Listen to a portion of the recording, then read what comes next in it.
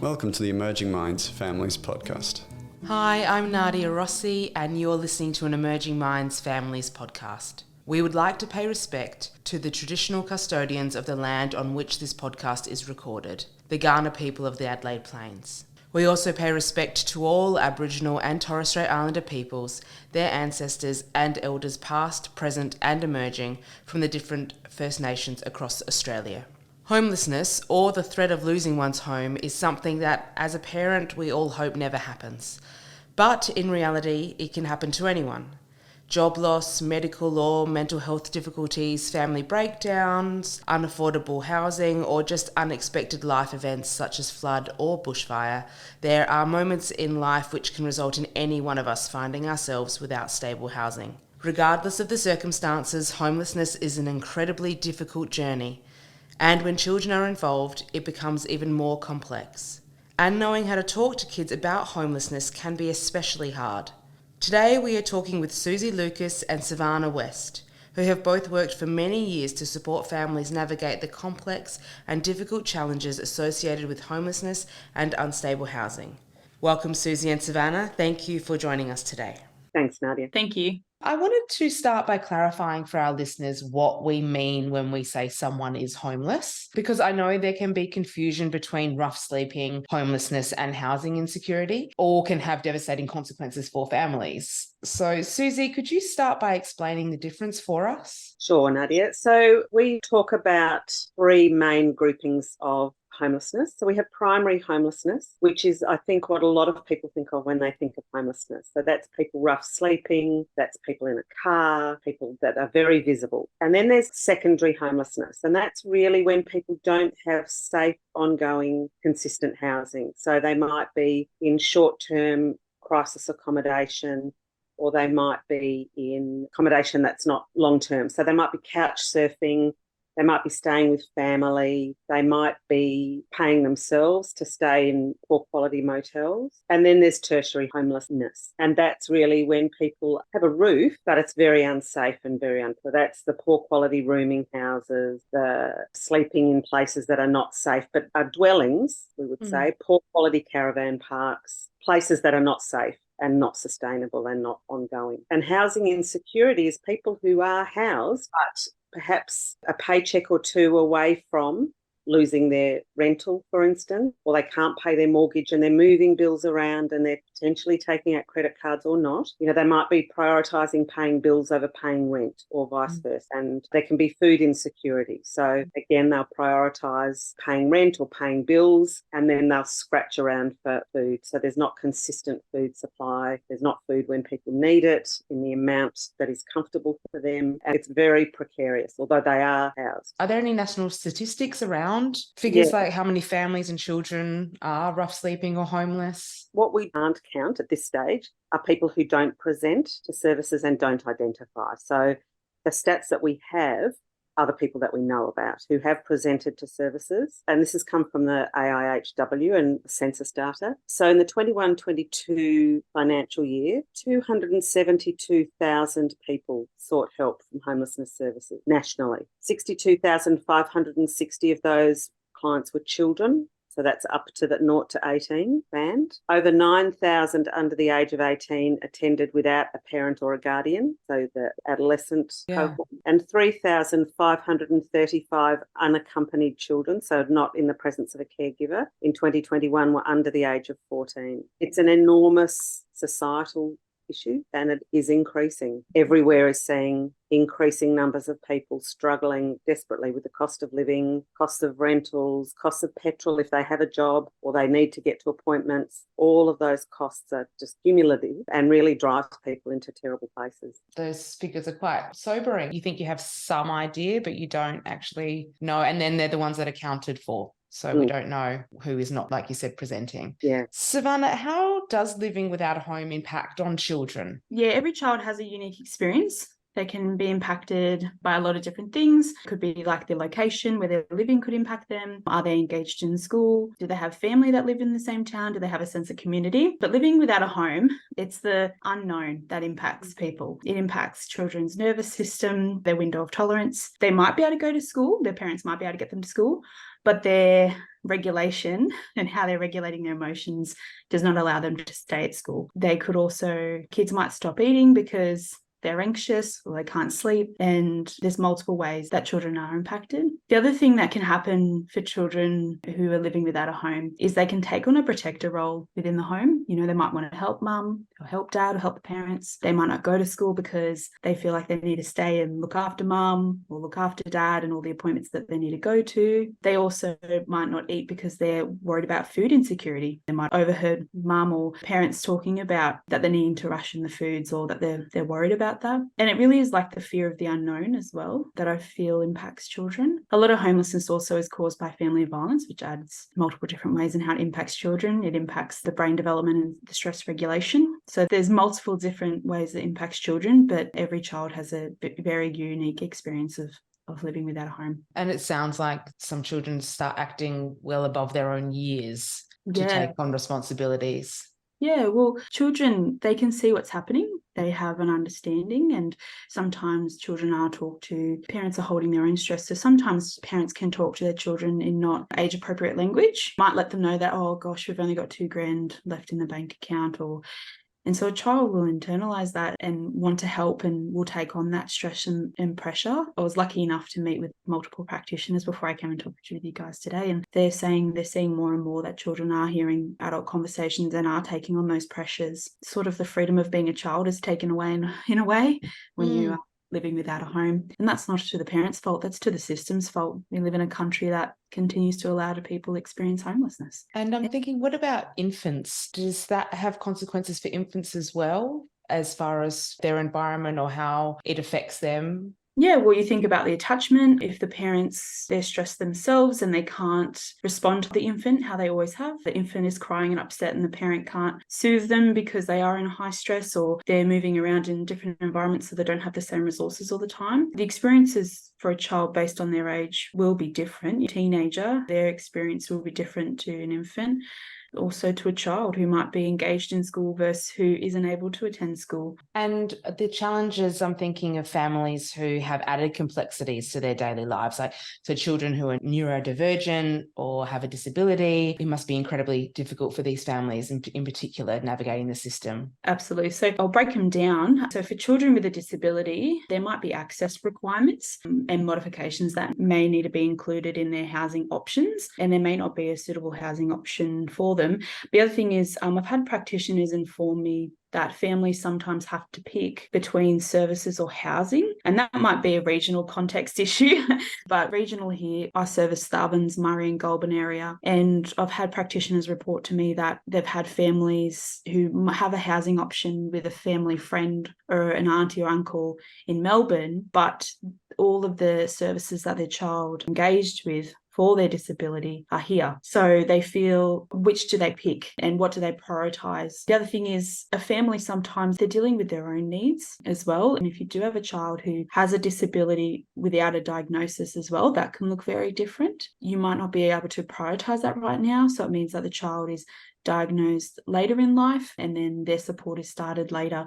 So they might be labelled as a difficult child or a child with behaviours rather than a child who has a disability and needs structured support, because their housing needs come first. The parents are doing the best that they can. And again, unfortunately, the systems and how they're created, this does happen. And must be so disruptive to the child and what they know and what keeps them safe for their routines, I would say. Absolutely. Yeah. And then talking about routines as well, for children who are neurodiverse, they can thrive on routines. Routines are needed. They can also have increased sensory processing needs. They may only be able to eat particular foods or may have increased anxiety due to emotional regulation. And these things can be impacted when a system may not know how to support these children or doesn't know what their needs are. So for example, the food options from emergency food relief may not include any food a neurodiverse child would eat. It's added stress again. Yeah, absolutely. Yeah. If you're in emergency accommodation, this is a new environment that will impact that child's routines. The clothes available from an op shop might not be suitable for a child's sensory needs. And experiencing homelessness can change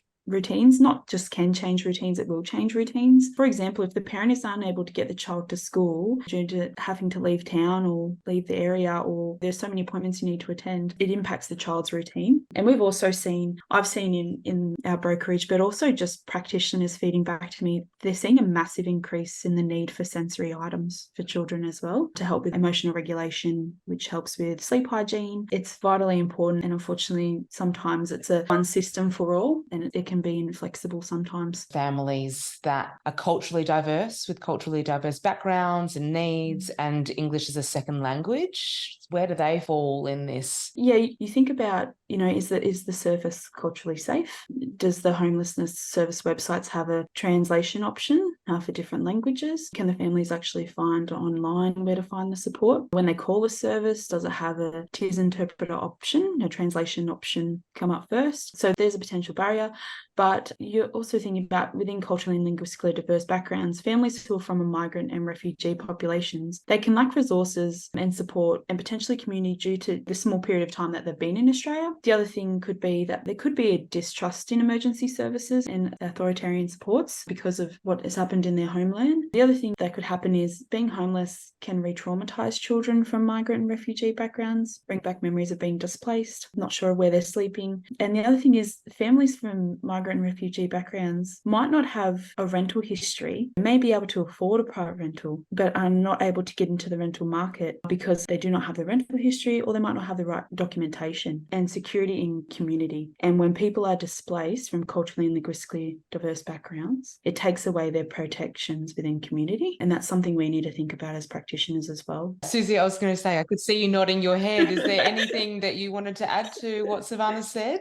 I would just agree with that. And I think probably to an issue that might be really relevant in rural areas is that people who are culturally and linguistically diverse don't have access to culturally appropriate food necessarily. They may not have places where they can practice their faith, or they have their children included in learning their language. I think that can be really destabilising for the whole family. And I think also if we think about First Nations people and the ongoing impacts of colonisation, and families already have that history of dispossession and separation from country and the active destruction of their language, Aboriginal law, all of those kinds of things, and it's still happening today. Children are removed at much higher rates than they are from non-Indigenous families. We still struggle to provide adequate supports and services in culturally safe ways with a really strong recognition of what that history, we call a history, but for them is still living pain, really. Susie, when a family becomes homeless and so much is out of their control, why is it important to talk to children about what the family is experiencing? Children have an awareness of what's happening. They know something is happening because their caregivers are distressed. We've had to leave what was home or what was home for a while. We've had to move somewhere where I don't have my friends, I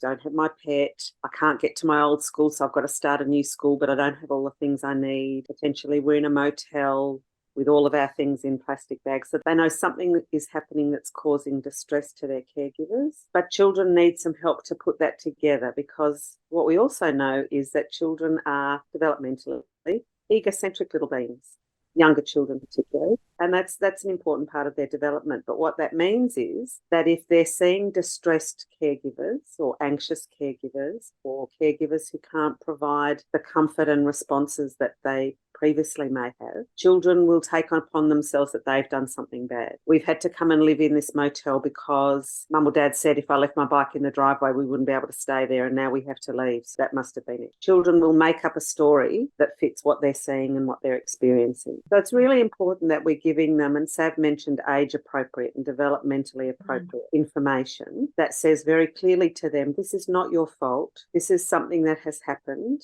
And it's a bit scary for us right now, but this is what we're doing, or this is who is supporting us, or this is how we're going to find something. And we won't be in this motel forever. We won't be in this caravan park forever. We are working to go back to living somewhere that's better and having you at school. But right now it's just a little bit hard, so that children have a sense of something has happened that's disrupted us. It is something that's significant for our family, but also sends the message, my caregivers have got it. I don't have to manage it because they've got it. And we talked about not being able to emotionally provide that. And I often say this to practitioners, particularly around toddlers. Toddlers have no sense of boundary. Toddlers have no sense of anybody else's need. And so it doesn't matter how distressed their parent is or their caregiver is. When they want attention right now. And that's absolutely exhausting and really frustrating for a caregiver who is exhausted, potentially underfed, has no idea where we're going to be moving to, hasn't slept, has been up with children or up with their own worry, and is trying to manage it all. That's incredibly stressful. And I think it's really important that parents understand that toddlers and infants are not being malicious.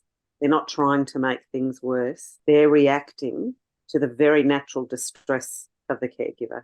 And that means they want more comfort because that's a scary thing. How can a caregiver give that comfort when they are so exhausted and fighting for themselves and their family?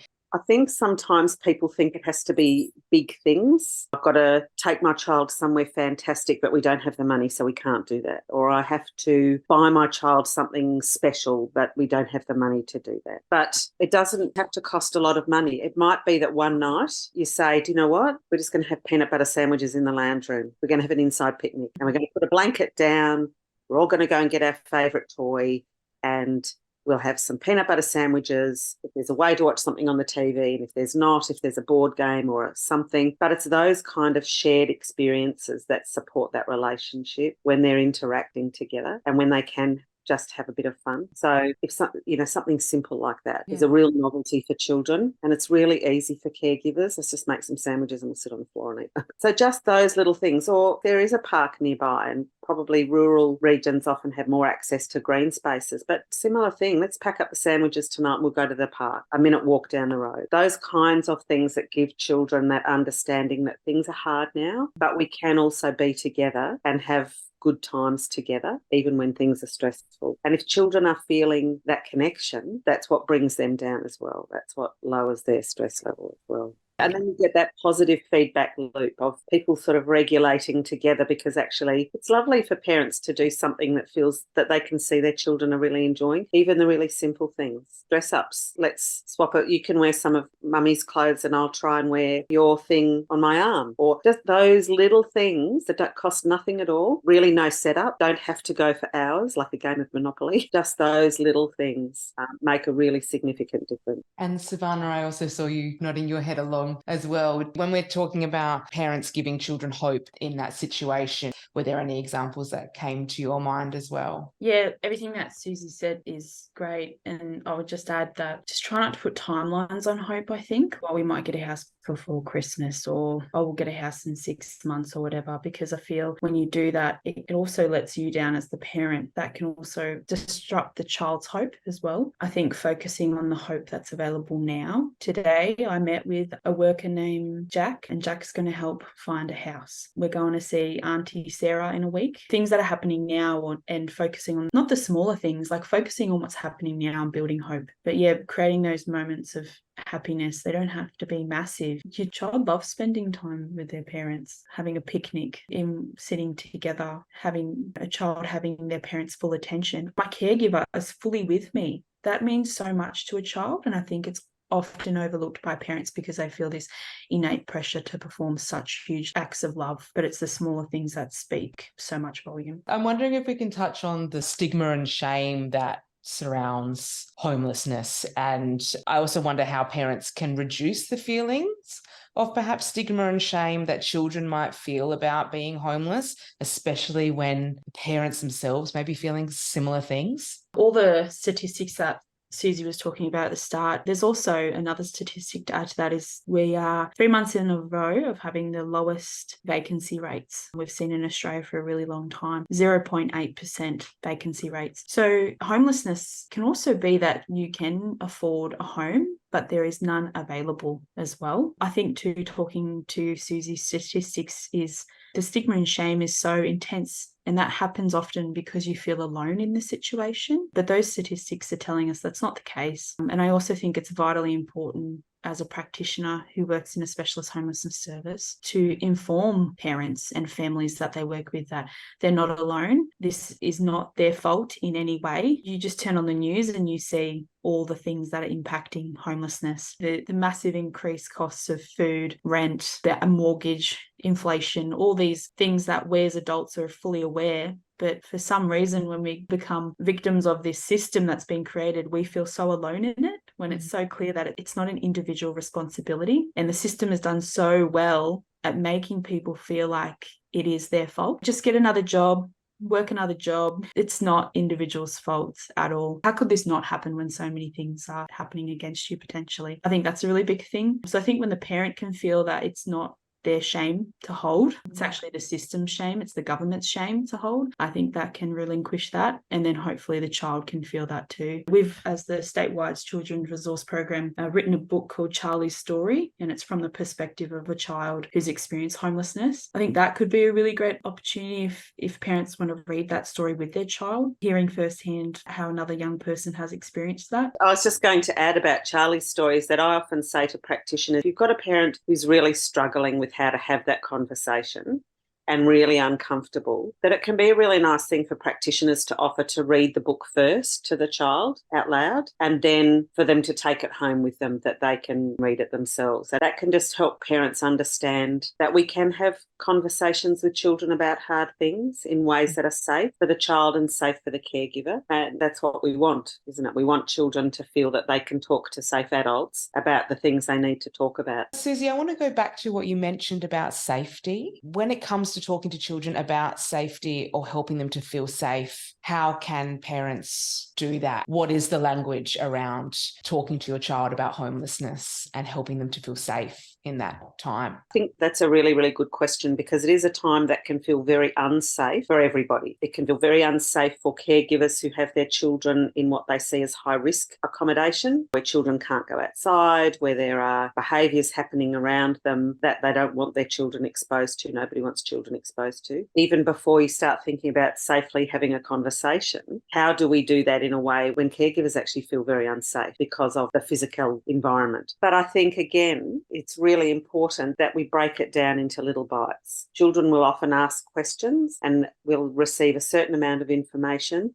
and then they've had enough and they'll change the subject or they'll step away. So we can start very gently with just checking out actually what it is that the child is anxious about, because again, we can think that children have really, really big fears and worries, but actually it's a little immediate worry. But because we have big ongoing worries, we assume that that's what theirs is. So I think if we can find little things that might be a concern, are you worried about that we're all sleeping in the one room and that you don't have any space of your own anymore? Are you worried about that sometimes mummy or daddy or caregiver are upset? Is that worrying for you, that when sometimes you might see me cry? Does it worry you that sometimes we're shouting or I get cross more often? And to be able to say, I know it's not okay and I know it's really upsetting for you, that it's happening because we're all in this situation and we're trying to find a way forward, but sometimes it just is a bit stressful. And sometimes I do say things I didn't want to say, and I'm sorry, because I think there's also lots of opportunity to model that kind of, I did the wrong thing and I'm apologising for it and I'm going to try and not have it again. Because children are very conscious of making mistakes, particularly when they know their caregivers are already distressed. And so having a caregiver say, and this is not just in homelessness, this is all situations really, I'm really sorry I did that. That was, next time I will try and do A, and to take accountability, to acknowledge what happened, and then this is how we're going to try and move on from that, is really powerful for children. And I think it's too much to expect that parents in distress maintain the perfect facade, because people can't. None of us can when we're experiencing real distress. Mm-hmm. And I think for caregivers, there's sometimes that feeling of, I can't let my children see that I'm ever upset or anxious. But actually that anxiety and distress is very evident for children anyway, and very confusing if we don't give them a context and an explanation and send the message that it's hard right now, but we can do it. Along with language and age-appropriate language, what are actions that some parents may need to take to keep their children safe when they are experiencing homelessness? Are there things that parents should keep in mind? It's like parenting anywhere and any time, is being aware of what's around in the environment, who's around in the environment. People are moving into new places all the time. There are appliances, and this is just the physical safety. But it's something that people do have to think about. Are there toasters with dodgy wiring? Are there, the oven doesn't work, but the grill does? Those kinds of things that are easy to just think, well, that doesn't work, but they actually can be safety hazards. Then I think there's that emotional safety and emotional regulation. And I think understanding again that it's not about the things that you can provide, it's about how your presence is experienced by the child or children. And it's a really added challenge when there are a number of children in the family with different developmental needs. Potentially there are children with different abilities. And so how you juggle that. And we can't write an extensive, have to be happy and play games all the time, because that's completely unrealistic for any parent. But creating even those short moments of connection, those short moments of attunement, and maybe it's being in the bathroom while the kids are having a bath and letting them splash a bit more than usual because we're just having a bit of a silly bath tonight. Those kinds of things can be really powerful for children. And really, it's that connection. And again, you get that feedback loop of a parent doing something that their children are enjoying, even in this moment where it feels really bleak. But again, it will lift the caregivers' endorphins as well, those little feel-good hormones. And it's not a solution, and it's not trying to make easy, fluffy, just do this and everything will be all right. But that's what maintains things are sometimes all right, those little connections, even just brief ones, colouring in together, sharing food. It's always what I'm hearing, always finding in those moments of chaos or uncertainty, trying to find those small moments of connection that you can make. And for some families, it works to do that in a routine way. I've worked with families who had in terrible accommodation, but they made a point of every night, whatever their meal was, always eating it together. So for some families, that maintaining routines really works. And for others, it's just, look, maybe we'll go and do this now and it'll be just a nice thing. Savannah, did you have anything to add to that? Anything on safety you wanted to include? So having conversations is vital, but practical things for safety that parents can do is creating like a safety plan, a housing safety plan. We create fire safety plans on how to get out of a situation, fire does occur. So you can develop a housing safety plan with your child and for you as a parent as well. So you can also identify what's in your corner and what you have available to you. So you feel more resourced as a parent, but then also so the child understands what the plan is as well. You could also trace the child's hand on a piece of paper, and for each finger get them to write down a support person. So one might be mum, and you'll be amazed at what kids bring out. They might have safe people they've identified who make them feel safe that you've never thought about or didn't think that you could have access to in this situation. And always doing these things when you're both regulated as well, I think is important. Having these conversations when you both are regulated is vital. And also getting them to contact their safety people when they have good news stories as well. So not just for I'm feeling nervous or scared or whatever's happening. If they jumped in a big pile of leaves or something and they thought it was hilarious, oh, okay, do you want to call on your safety plan? You've got Auntie Jenny. Do you want to give her a call and let her know? So then they feel comfortable talking to those people and they know they can access those people. And then for you as a parent, it reinstates that, yeah, there are support people around my children. It's not just me. And also identifying too that if you have to leave the town that you lived in or the suburb, it might be that you need to identify the safety people as the services you're involved in, local police officer, your housing support worker, a local social worker, and that's okay. Like it's just about creating that circle for yourself, so you don't feel isolated. Yeah, that's opened up this whole conversation where I feel like I was mainly focusing on what the parents can do and what the children can do and what you can do as a family as maintaining that connection and that safety and regulation together. But of course, we talk a lot about the village and who is around you and who the safe people are. So even in that moment of feeling isolated, that talking about those safety people and acknowledging those people in your lives just opens up the family, opens up the situation, I guess, and opens up the connection outside of the family to those safe people. Absolutely. And that will help with what we were talking about before with the shame and stigma. It does take a village,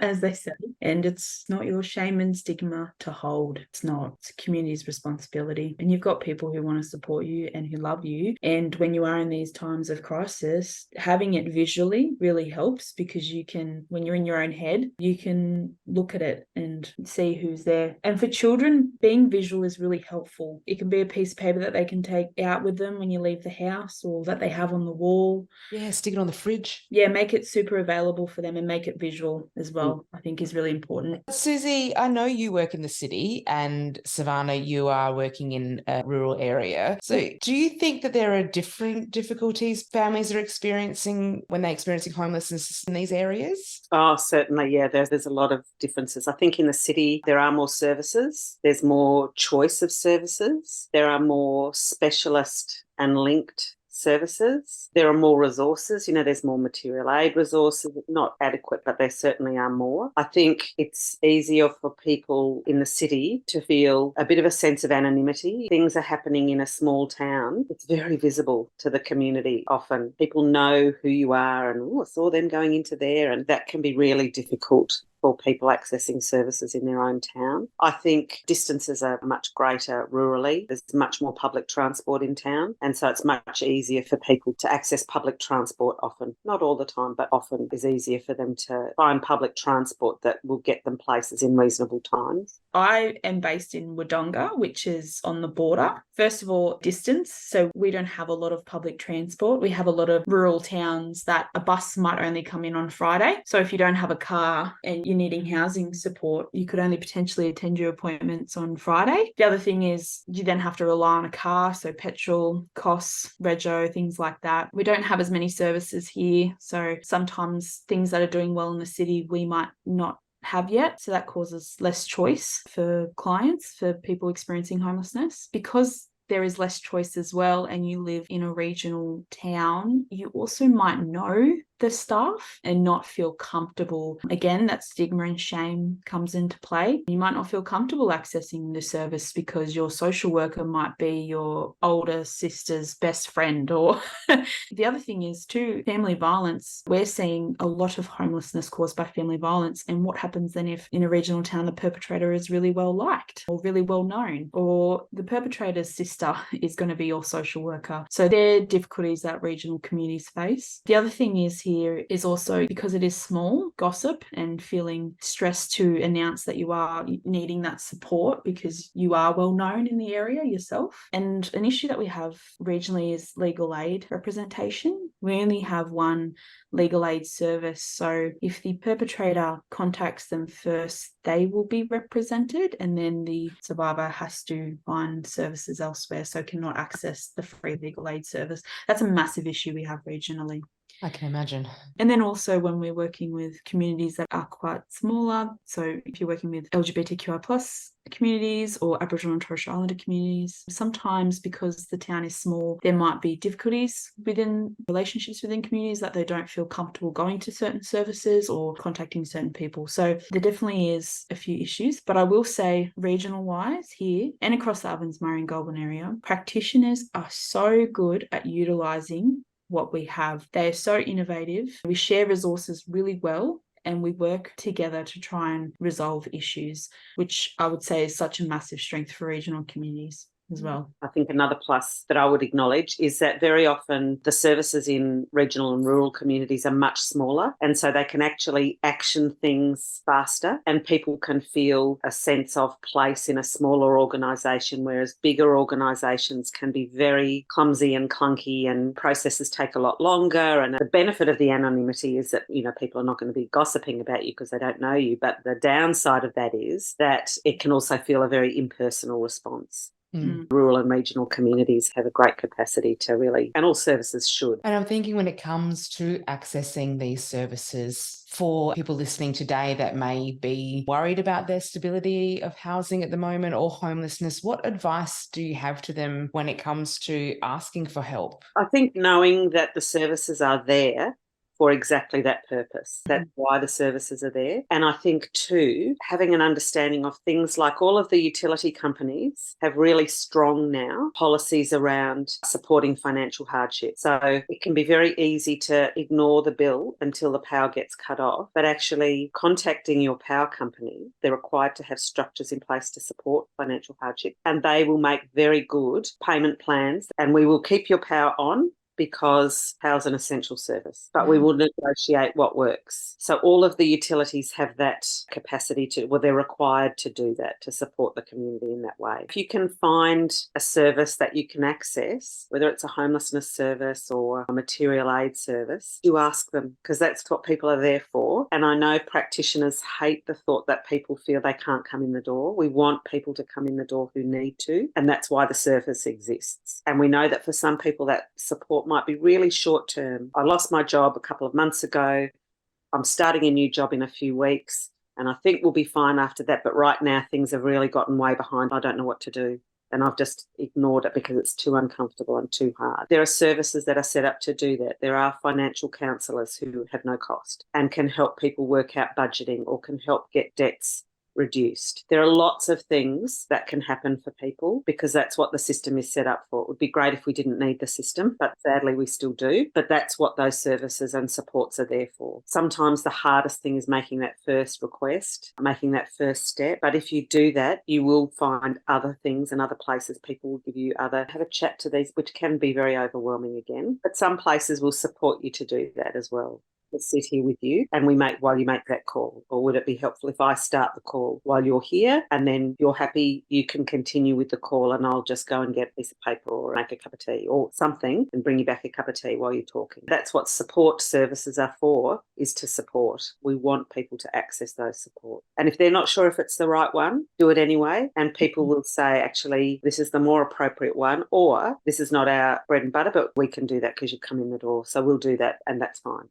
When you present to a service, but keeping in mind, thinking about things like utilities, you're thinking about the physical house, but as well as asking for help for the whole family and children's well-being needs, keeping that in mind and services directing you to those, but something to keep in mind or something parents might need to know about. Yeah, absolutely. And I think that can be a really scary thing for lots of caregivers, particularly if as children they themselves experienced being removed from the home or being out of their caregiver's care for a period of time. It can be really scary to think, if I say I'm struggling with my children, they'll take my children away. And actually, services don't want to take people's children away. And it's a real strength to be able to say, I'm concerned for my child's well-being and I would love to get them some support. Nobody would notify child protection on that. People would say, fabulous, great. All right, well, we'll have a bit of a conversation about what it is that you feel might be most appropriate and we'll have a look at what's around. And that's a real strength for a caregiver to be able to ask for that help for their children. But it shouldn't be the sole responsibility of a caregiver to manage really stressful situations for themselves and for their children and to heal themselves and to heal their children without support. The help is around and sometimes you might have to wait a little while or it's a bit tricky to access, but there are supports around and people will try and find something that works. And if the first person you speak to ignores when you talk about your children, talk to somebody else. That was going to be my follow-up question to that.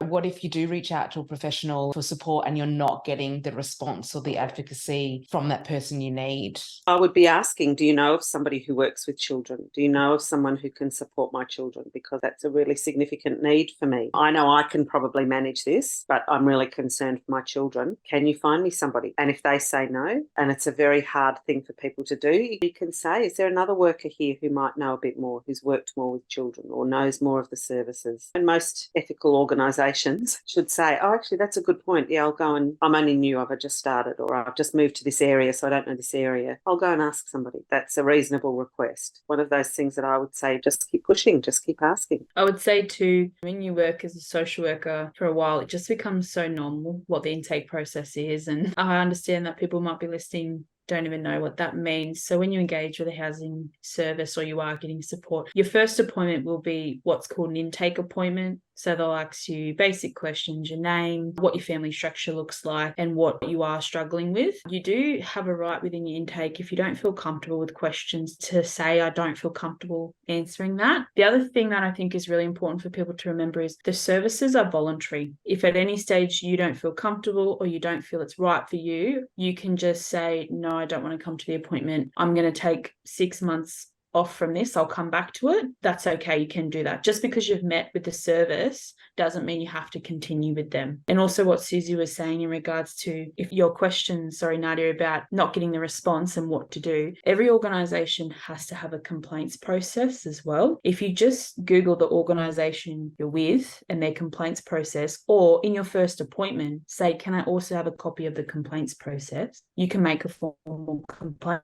They'll usually go to the person's manager and it's written. You've said, I felt my children weren't seen. I want my children represented as well. And organisations will take that feedback seriously and they'll do something about it as well. And further, again, if you don't feel like you're still not being supported or your children aren't being seen. But the other thing is too, if you have children who have a disability or yourself have a disability, I'd be reaching out to advocacy agencies and asking for a support person from that advocacy agency. So for example, locally here, we have the Regional Disability Advocacy Service, RDAS. So if someone was trying to access homelessness support and they felt like there wasn't an issue, but they just, for example, wanted support, they could ask for someone. You can also bring a support person to your appointments. So if you've got a sister, brother, auntie, uncle, friend, a family member who makes you feel comfortable, even a work colleague, someone that makes you feel comfortable, you can say to your service, I'm also going to bring a support person. And that can be good too, because when you're getting so much information and you are in a heightened stage yourself, you might not retain everything. And you might forget to ask things that you really wanted to ask. And organisations are open to that. They're happy for that. Probably their preference. They want you to be comfortable. So a support person is okay. I think too, people present at a service and they perhaps are people who are culturally and linguistically diverse. If they're engaging well with a service, they can have somebody linked to their cultural and linguistic group. They don't have to leave this service. It's not one or the other. So practitioners should be asking people, would you like to be linked with your local, the community here that represents your culture group or your language group? And they can perhaps provide some specialist stuff, but if you're happy to keep working with me, then that's fine, you can do that. And similar with First Nations people, they can access local healing services and they can stay engaged with the mainstream service, or they can choose one or the other. That's people's right and people's choice to do that. That is some amazing advice from both of you. Thank you so much. I think you're really empowering listeners that may need that advice, where you may feel like you're in a moment of you've lost your power, to really know what you're able to ask for and even expect when you enter a service or when you present at a service, I think is just so valuable. So thank you so much. Before we finish, I just wanted to ask you both, from your years of experience supporting parents and caregivers and families who are navigating homelessness and housing insecurity, what would be the one thing you would want parents and caregivers to remember? I think for me, it's about knowing that you can be a good enough parent in the moment. It's very easy for people who feel distressed and stressed and that they're doing a terrible job to see people in the community and it looks like everybody's got everything handled, and that's not the truth. So it's okay to not be the perfect parent. There is no perfect parent all the time. And it's also okay to ask for help, whatever that looks like. Thanks, Susie. Savannah? I would say it's not their fault. They're doing the best they can despite their situation, and asking and accepting help is the bravest thing you can do. I also would say your child doesn't need these massive acts of love. They just need you. Thank you so much for taking the time to talk with us today. I really value your messages around having open and honest and loving communication and helping children navigate their homelessness experience. So thank you both so much. Thank you, Susie, and thank you, Savannah. Thank you. You have been listening to an Emerging Minds Families podcast. If anything spoken about in today's podcast has been distressing for you or you find yourself struggling, please reach out for help. You can call Lifeline on 13 11 14, or more resources for support can be found in our show notes. Visit our website at www.emergingminds.com.au/families for a wide range of free information and resources to help support child and family mental health. Emerging Minds leads the National Workforce Centre for Child Mental Health. The centre is funded by the Australian Government Department of Health under the National Support for Child and Youth Mental Health program.